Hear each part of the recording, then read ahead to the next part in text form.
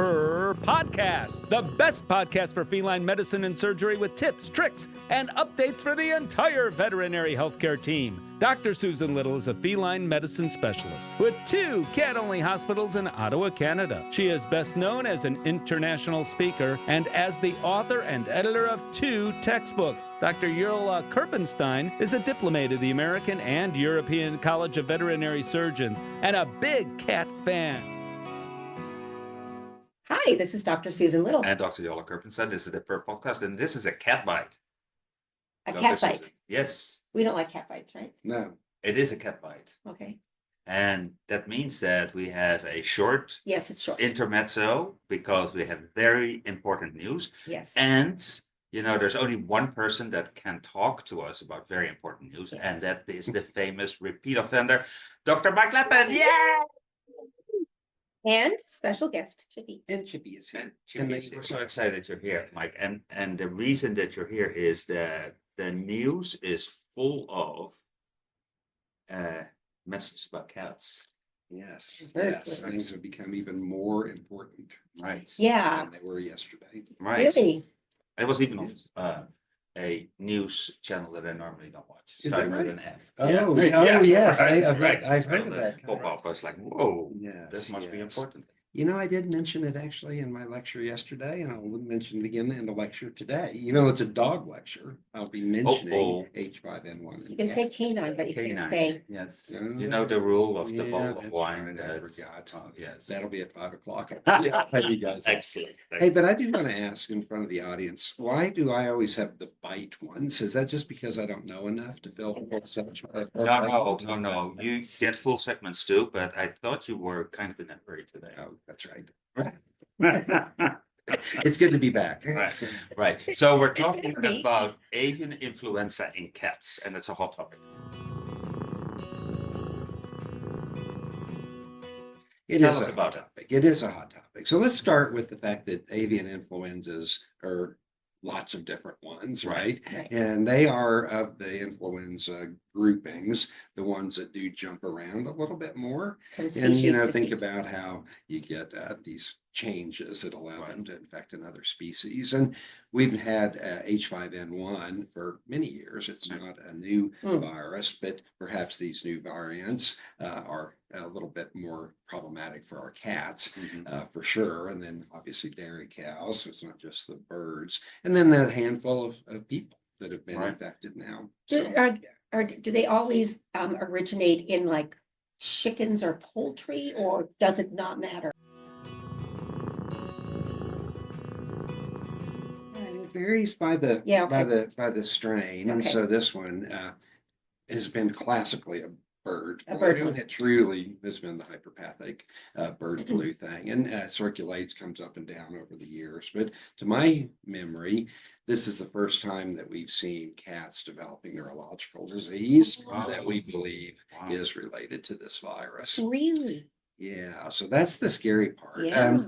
It was an interesting thing if you've been following the CSU part. I work at Colorado State University, guys. It was interesting because they were looking at tissues from brains of cats that had been euthanized as rabies suspects Right. and found H5N1 in No. those kitties. Doesn't necessarily.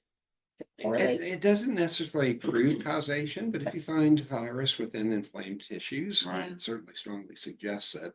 And so it's now expanding. The USDA obviously tracking it. The CSU and Colorado Public Health groups have great websites that show all the different species and where they've been found. Okay, And we'll put a link. I can along send you to that them. link to Yeah, it. That's yeah. a That's great great. idea. So I'll get that to you. But focusing on the cat part of it, we've been trying to get out some messages about it because I have 5 cats again. We're back up to 5. Mm. Nina Oh, is our yes. new one. Yes, Nina's a little black rescue Oh. cat, and she is lovely. No. But she's a baby. She's 5.5 months Oh. now. If Mina is listening, Well, hi yes. Mina. Yes, well, we'll make sure that she gets to see Dad in the Yeah. YouTube version. So, but anyway, they go indoor, outdoor. Yeah. I think these guys know we have an outdoor cat run, Yeah. and Right. an outdoor cat climbing gym, and Yeah, they have brought birds in the house and released them yeah, and catch them later and torture and murder, just like Yeah. cats are known to do. yeah. But so point is that now I'm nervous about it Yeah. as well. Right. So they're Yeah. not hanging out with flocks. What certainly about like not songbirds? birding. Are they, Yeah, it starts with the possible? wild birds, right? And Right. now it's gotten into our poultry and changing all our Okay. egg prices and, Right. the big things. But there's also some news about raw food. Yes, and so that was a really important message that we've been sharing is because the virus is not going to die quickly Right. in the tissues of an avian species. So it feeding a remains raw- infected. Yeah. So feeding a raw meat diet that has infected, usually avian at this point rather than cattle Right. tissues. So But bottom line is, you might want to, until this all slows down again, make sure that you use processed foods. So at this point, you're saying even if it's like a raw beef, you still might say, Well, the cattle thing, lots of Right. positive cows. it's crazy. You think about it in the dairy cows. Do So do the cows get sick? the cows get a little sick, not very exciting to cows. And honestly, there's probably been many cats that have been exposed Right. over the years. And And just- only a proportion will get sick. It's not a primary cat Right. pathogen. But if you're one of the ones that have the right genetics or the Right. right dose that you Right. got, well, think about the wild cats and the sanctuaries. Yeah. Big die off in one sanctuary because they get fed Sure. raw tissue. And So a the lot of good- it, yeah. The good news for people is that they normally do not eat raw chicken. At least that is what we Well- are trying to say over and over and over. When you use chicken or Right. prepared chicken, you have to be very careful, keep it all apart. Yeah. But Yeah, you don't want to have salmonella or campylobacter Right, either, right. right? Yeah. So, Right. So there's some other stuff that's happening there, but that probably will protect at least the people that are careful for getting it, because we're not eating live birds either. exactly. And you cannot get it from looking at birds. I Just to don't be sure. believe so. Right, Yeah, it'd okay, be good. very hard. probably have get to it. eat them. When COVID came out, Mm. the first time, there was this scare that Mm. it was in the pavement, it was there, you Mm. can breathe on it, Yeah, it's don't touch the respiratory, that sort of cat, thing. yeah. That is not happening. No, and it doesn't with other viruses either. So thanks for re-emphasizing that. It really, I'm not fearful of birds. Still Right. go outside, I Okay, still ride yeah. my bike, I Yeah, still do yeah. my regular things. That's But if you're a important. flock worker, you're working with large numbers Right. of sick birds and or dairy, and it is possible that you could be exposed for sure. Right. But thankfully, the current variants don't necessarily like people either. Okay. And so what are we up to? It's still less than 100 Okay. even human cases with odds of death almost zero. So SARS and RSV and all the other Right. things are still Are much still- more dangerous for Yeah. us. The danger, of course, of this virus is that it can adapt. That's what we're always fearful of, right? Is that right now it's not, and dogs look to be pretty darn resistant, Right. but cats are having a few illnesses. a And what's in it? handful of Why people. the cat?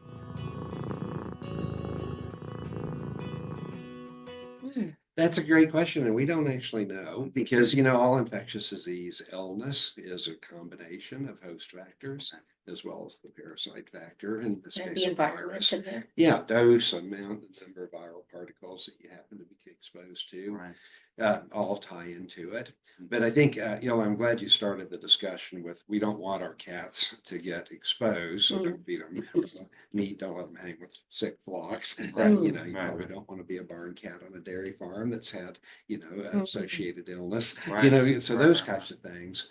But the other message that I really hope to get across today, and I keep saying this in my lectures and being the biosecurity officer at the vet school, is everybody needs to get their cats caught up on their rabies vaccine. Oh my gosh, yes. So if you think about it, when we're working in the clinic, right, you get a Yes. cat with neurological Right. signs, which the two Yeah. viruses are kind of indistinguishable at this Almost, stage. And so you know what happens if they've not been vaccinated Right. for rabies, If they're especially euthanized. if they bit or scratch somebody, Yeah, Right. and to be they're going to euthanized. get euthanized when, And it's out of your control. right, whereas I'm going to be a lot less likely to recommend euthanasia for public health reasons with Right. H5N1. Yeah, And then Oh. we might actually try to treat some Yeah. more of those cases. We've only had the opportunity to treat a few of them because most have been found post-mortem at this Right. point. so it's fairly short course of, Well, we don't know, Of course we right? don't know. Yeah, 'Cause we yeah. don't know exactly when they were exposed. Right. And the respiratory signs have been variable. It's not a classic, you got cat snot, Right. And then you go Right. neuro, Right. you know, they've been a little bit harder to track. Is it primarily upper or lower? It'd be more upper, but there's been some changes lower as well on necropsy. And they don't all get cats. neuroscience. No, well, no, we expect lots. I mean, cats eat birds like crazy, right? Yeah. So there's probably been lots of cats exposed. And we're that don't milder. Develop Wow. illness, yeah. So, Which is, so let's repeat this important message because I think people need to hear this. You need to vaccinate your cats for rabies. I You mean, it is need to even more vaccinate important them. now than, yeah, than any time before. If your cat is not vaccinated for rabies and it starts showing neurologic signs, what will happen if the cat goes to the vet? That the vet is obliged to.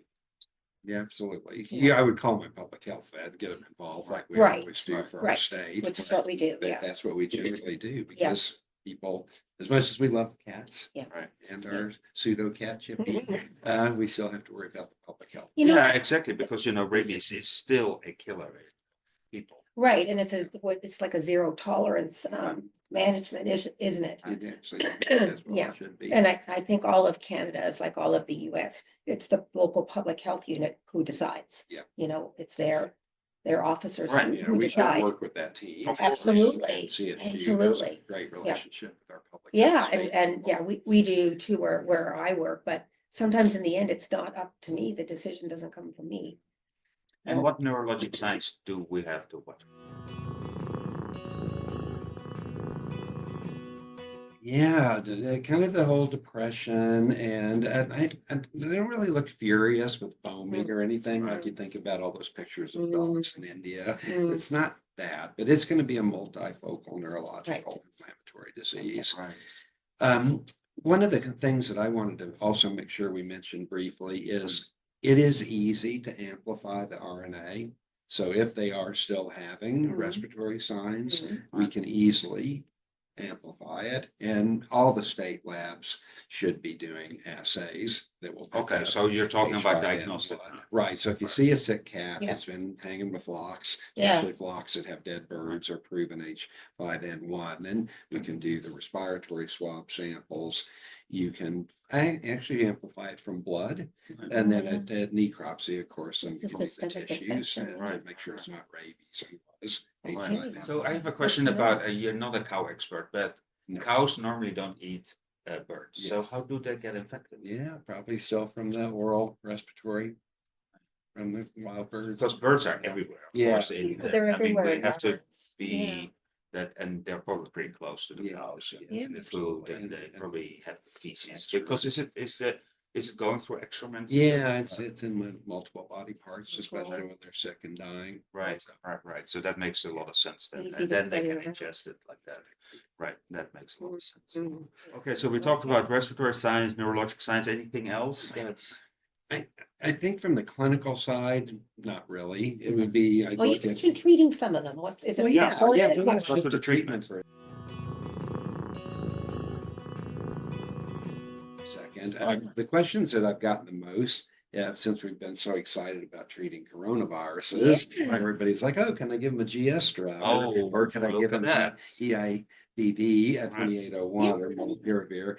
The answer is you can, because it's America and we can do everything. Oh. we want. However. However. I knew there was a Okay, the however. rest of the world, It won't work. it is not going to work. It won't You work. can do whatever you want, but No. it doesn't work. Yeah, so we would actually need a true influenza drug. So Yeah. Tamiflu would be, the Right. pathway that we would follow Oh, okay, if we were going to try to treat a cat. okay. But I do like to remind people at this stage, it's going to be herpes or calici. Oh, yeah. They're Yeah. our classics. haven't What's gone common away. is still common. Oh, yeah. And Right. when they come in, we still ask the COVID questions too. Mm. Right. Because cats will be mildly ill with Mm. SARS-CoV-2 Right. sometimes. And Right. so it really hasn't changed, I think, veterinary practice. It's just Mm. making sure you ask, are you feeding raw meat? Mm. Because Another if good it reason was- to ask that question. Yeah, Right, yeah. Right, and not to do it. No, and it's probably better not to do it. You got to find a darn good health reason. Right. So You know, I have one more question before you go.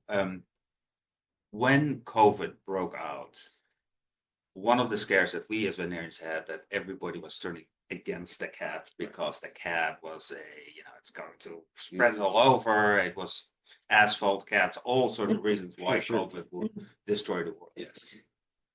what do we do now with, because now we have avian influenza, which we know that humans are receptive to. They probably don't get that sick from it, but so is there any reason to be worried about your cat? I think the way I look at it is cats can be infected, both viruses, SARS-CoV-2, Right. now H5N1. Do they shed enough virus to infect the next cat or to give it to a human, the next human? Yeah. Appears to be fairly unlikely just because it's not adapted Right. perfectly to cats. Yeah. It's a bird virus. Right, still. the bird, the Yeah. virus wants a bird to. Well, I'm glad that Yola brought that up about the SARS thing because to my knowledge, there's still only the one Right. sick cat that got it from the owner, right? Right. Because it's a reverse zoonosis that then gave it to the vet. And so it was passed on from a cat to a Right. human. Right. But gosh, now after 5 years, Yeah. which by the How way many is why I didn't cases? get my haircut. Yes. 5 years. Yes, I wasn't going for the Gandalf look, Yeah. it just happened. it happened. Right. But seriously, yeah, Yeah. it's not. Yeah. Right now. We would have that's known not more an by Right. issue. now. Okay. I'm gonna It's not an continue issue. to hang with my Okay. cat. So what you need to do with your cat is not give it away, but keep it inside probably. You Keep it could. inside. Yeah, but Right. And If you- don't feed it raw food. However- Feed it raw food. yes, feed it so raw don't food. feed raw food. Make sure vaccines are up to date, including rabies. But if you do have an indoor, outdoor Mhm. cat, like your cats, you're not making them stay indoors. I have chosen not to Yeah. because them contacting a sick and dying wild bird Right. is very low. Right, and their mental health is much, Much yeah, more so I- important. You have to balance the You risk, do, right? you And do, the yeah, Benefits. yeah. for their mental- Yeah, but I mean, if you have an ways to inside cat, then you think, oh, let's put it outside. That's probably. maybe not right Well, now. not to let it go out all night and out and hanging out with the boys. Yeah, It's in trouble. Murdering birds. Yeah. There's Yeah. multiple reasons Yeah. why you shouldn't do that. Yes, there yeah. are. Not only for cats, but for That humans is a too. very good point. Yes, yes. Nothing ever good happens after midnight. No, exactly. No. Keep them inside. That- Right, and- right, and I think it's good for vets to be aware that cats with these like, they're probably non-localizable lesions, right? Neurological Yeah, lesions, it's right? really They're very diffuse. multifocal. Yeah, and it might not just be rabies that can do that, I guess. Yeah. I believe there might be toxoplasma. Oh, in let's raw not go there. diets. All right. I want to start another. Yeah, let's do it. I've Oh, heard really? that. Toxoplasma? Yeah, I've heard of that one. Yes, somebody In already done their raw PhD Oh my God, right. about 30 years ago. Yes. Yes. But hey, Yeah. excellent. All right, this Well, was wonderful. thank Thank you. you so much. Thank I you. really Yes. appreciate it. It's a Thank you. pleasure, Oh, as well, look at that. always. That's it for that. Oh, Yes. goodness. Thanks All a lot for right. coming, Yes. guys. Good to see you. Nice to have a quick update on. The opinions of this podcast are those by Dr. Susan Little and Dr. Jolle Kirpenstein. Veterinary medicine is a complex profession, and often there are multiple diagnostic and therapeutic options for different disease processes. If you're a pet owner with questions, please go to your local veterinarian.